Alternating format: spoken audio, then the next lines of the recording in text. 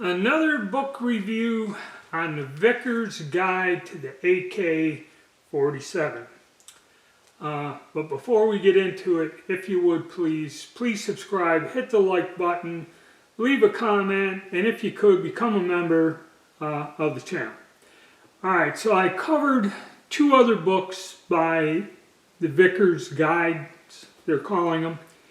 And what it was is when I ordered the two AR books, which are bigger, thicker, and more expensive than this one, if I got a third book, I got a discount. So you can check that out on their webpage. But that's kind of why I got this. And volume 1 covers, the AK-47 from the start back in the 40s. And again, an outstanding visual reference guide with a lot of really neat stuff and photographs of things you've heard about but never really seen. Okay, so let's take a look at this book here.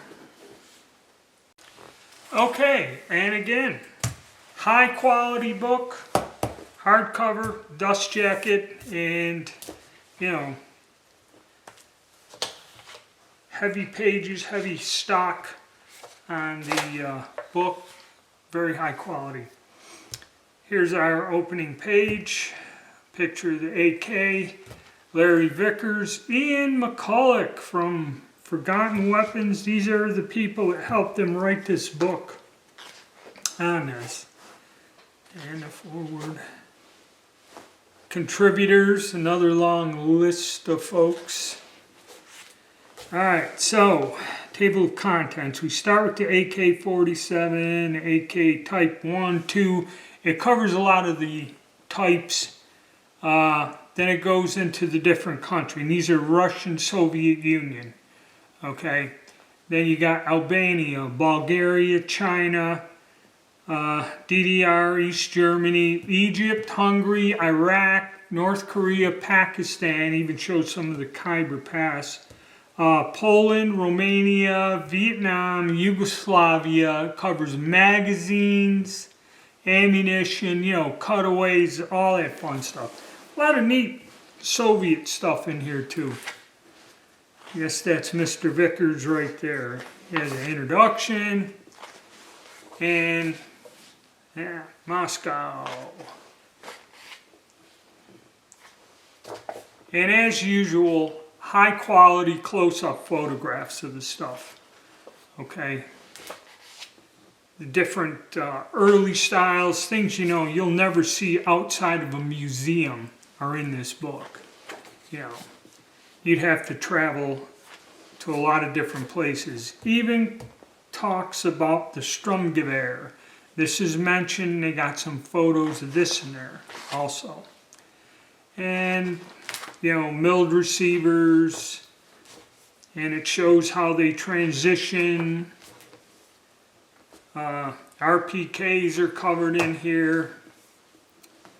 A lot of stuff, a lot of neat stuff. The newer Russian stuff and how it's kind of evolving and still in use. A lot of nice photos, different variations and that of the different guns. Chinese, the markings. And that. East German with the pebble stocks. Any of you guys remember them kits for the band kits used to come in? They had that. The East German ones had that stock on there. And again, they show you cutaways, prototypes, all kinds of stuff in here. Markings. AMD 65, one of my favorites. You used to be able to get those kits. It's an interesting gun.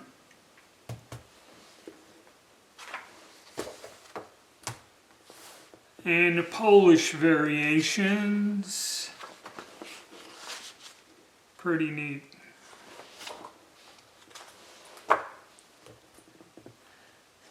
Some interesting scopes and our Romanian these are the G, the Model Gs. with the red G on there. It had them pistol grips. I believe they said that these were actually made in semi-automatic. They didn't have full auto capability.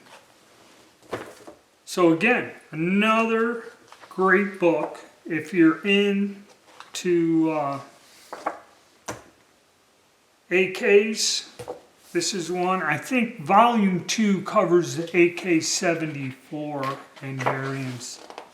You know, and like I said, it has a reference to magazines and the likes, you know, stuff like this, and ammunition, comparing it to the 8mm Kurtz. So there you have it, guys. This one isn't as huge or big as the ARs, but there's 2 volumes there. So something, you know, if you're interested, check it out.